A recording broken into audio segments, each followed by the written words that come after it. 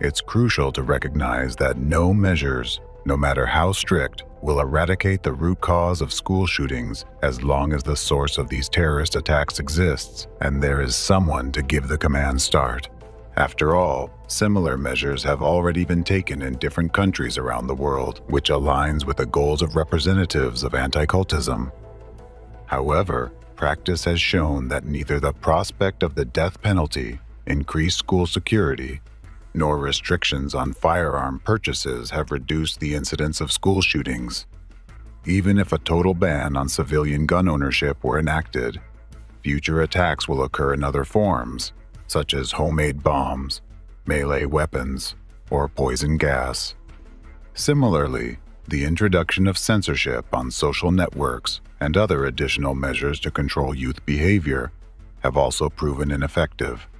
Ultimately, all of this has only led to significant infringements on citizens' rights and freedoms and undermining democracy, without reducing the number of school shootings, let alone eliminating them, because all the strictest measures and restrictive laws enacted in response to these incidents are often initiated and implemented by global anti-cult representatives and their accomplices within politics, the state apparatus, the judiciary, and law enforcement. Therefore, a priori, they will always be designed to work against people and democracy. This chain of evil will not end, and children will continue to suffer and die as long as global anti-cultism exists and its representatives can freely use their hidden manipulative techniques to influence people's minds and conduct acts of informational terrorism through the media.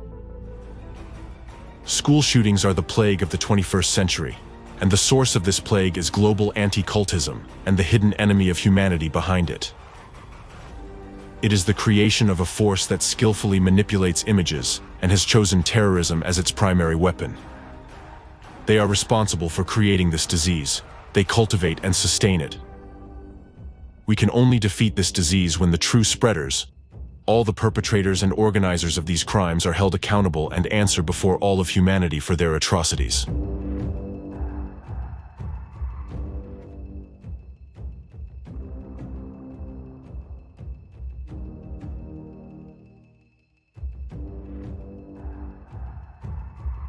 If anyone still doubts that representatives of anti-cultism are behind mass school shootings, let me give you a specific example. The details of the events I am about to discuss directly point to the original culprits of the Columbine High School massacre and the ideological architects of the phenomenon of school shootings as a whole.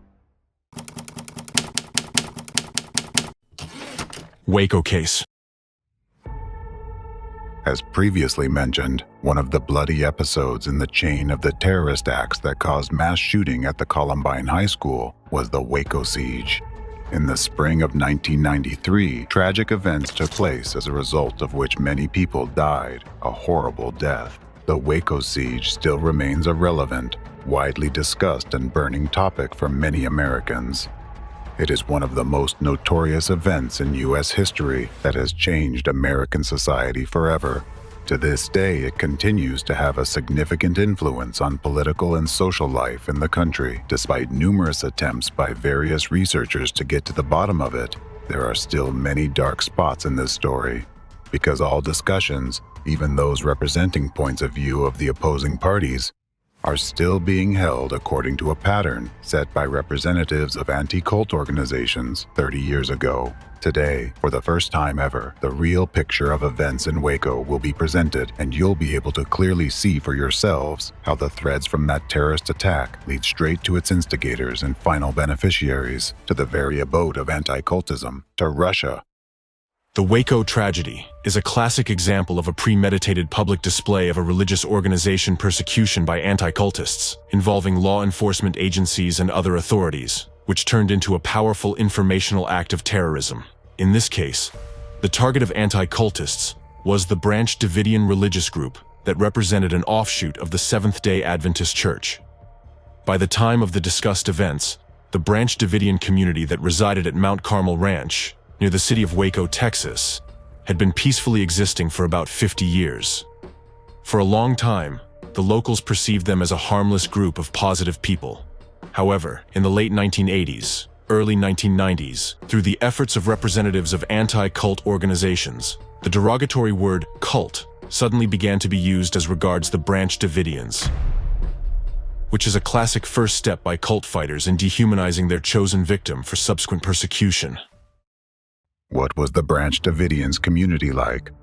They were a group of people peacefully living on their land, in a building they themselves had erected, and were united by joint study of the Bible. Each had their own hobbies, earned their living just like everyone else, had various professions, and came from various walks of life. Among them were Harvard graduates, rock musicians, as well as ordinary mothers caring for their children. There are many similar settlements across America. Those were free people who lived in a free country the way they liked, in accordance with Christian values and the U.S. Constitution. They didn't impose their lifestyle on anyone and didn't cause anyone harm. I'm Paulina. I'm Stephen. I'm Vanessa. Philip. Well, you had a bunch of women, children, elderly people. They were all good people. They had different beliefs from others, different beliefs than I have, or maybe different beliefs than you have in their way of life, and especially in their religious beliefs.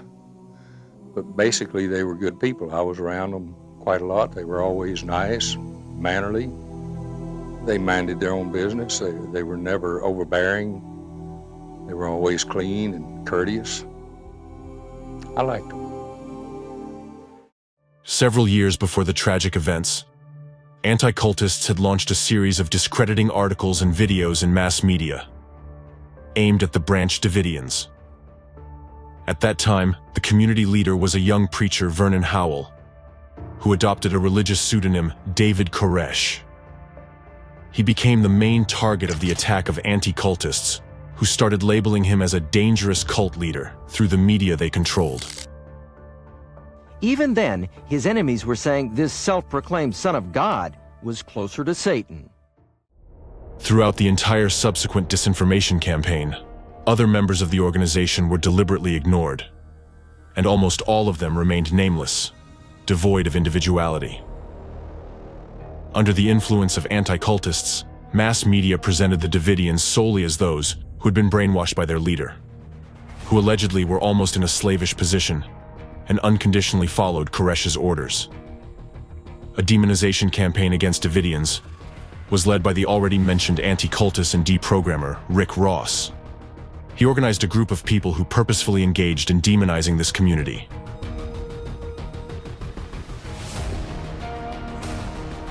His group included some anti-cultists from the CAN network, former members of the Branch Davidians they recruited, relatives of those former members, as well as news reporters from a number of periodicals and presenters of popular TV programs.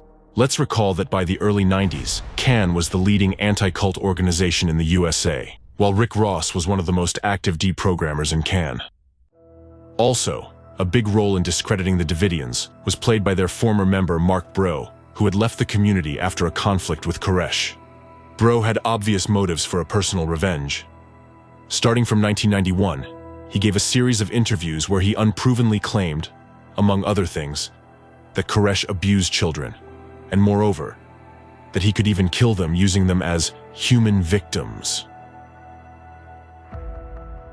Bro also claimed that Koresh allegedly applied mind manipulation techniques to control members of his group and could order them to commit mass suicide. Later on, the anti-cult gang persistently tried to spread this narrative, sending a warning to their accomplices in mass media and the US authorities under the guise of anonymous informants that the Davidians were allegedly planning to commit mass suicide. In their messages, anti-cultists asserted that Mount Carmel would become another Johnstown if measures weren't taken. Of course, these allegations had no ground or factual evidence other than rumors and slander spread by individuals whom anti-cultists recruited. The purpose of this campaign was to draw the attention of law enforcement agencies to the activities of the Branch Davidian community, and in order to do that, anti-cultists even resorted to outright lies. Techniques that were used against Branch Davidians, such as stigmatization, dehumanization, and guilt by association, are classical methods in the strategy of anti-cultists, aimed at persecuting a target group in order to carry out an informational act of terrorism. The anti-cultists were actually the first to launch the narrative about a possible mass suicide of Davidians, and this very narrative played a decisive role in subsequent interpretation of the Waco tragedy outcome. The events of 1993 began when the leader of the Branch Davidians, David Koresh, and other organization members were suspected of violating firearms laws.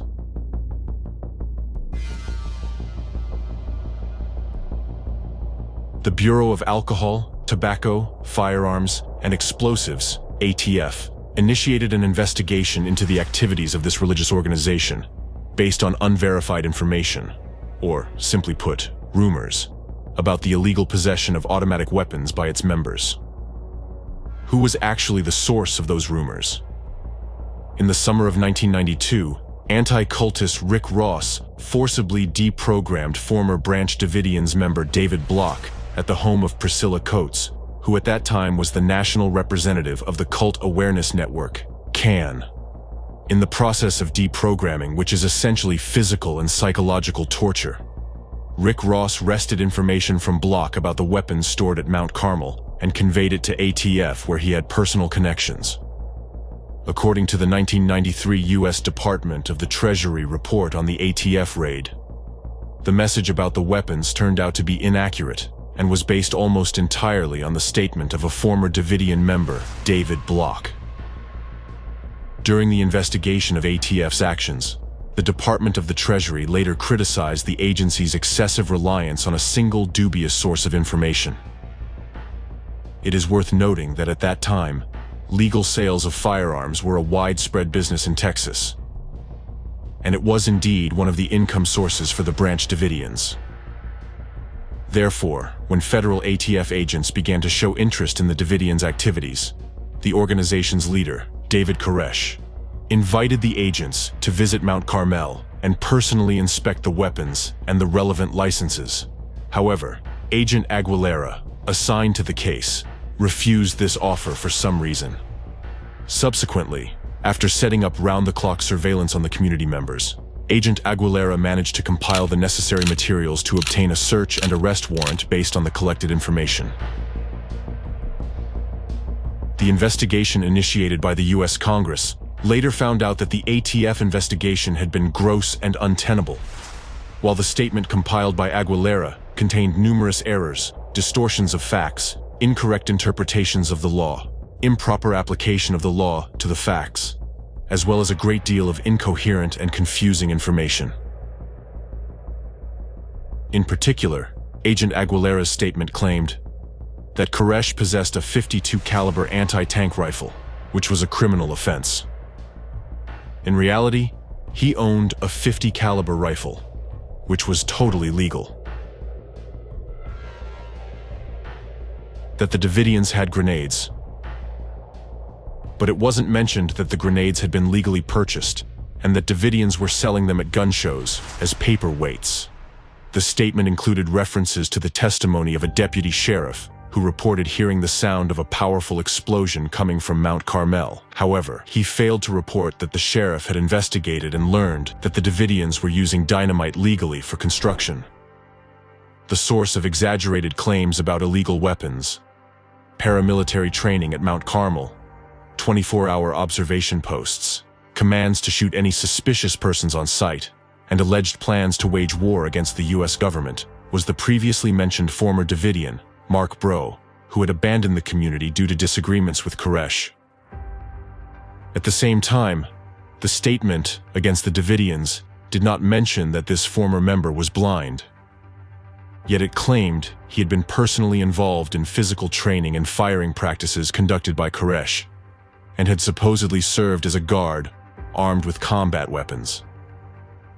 Thus, ATF agent Aguilera initially maintained the case against Davidians based solely on the testimony of anti-cultists and their accomplices. Based on these falsified materials, a search warrant for the Mount Carmel Ranch, where the Davidian community resided, was issued on February 25, 1993.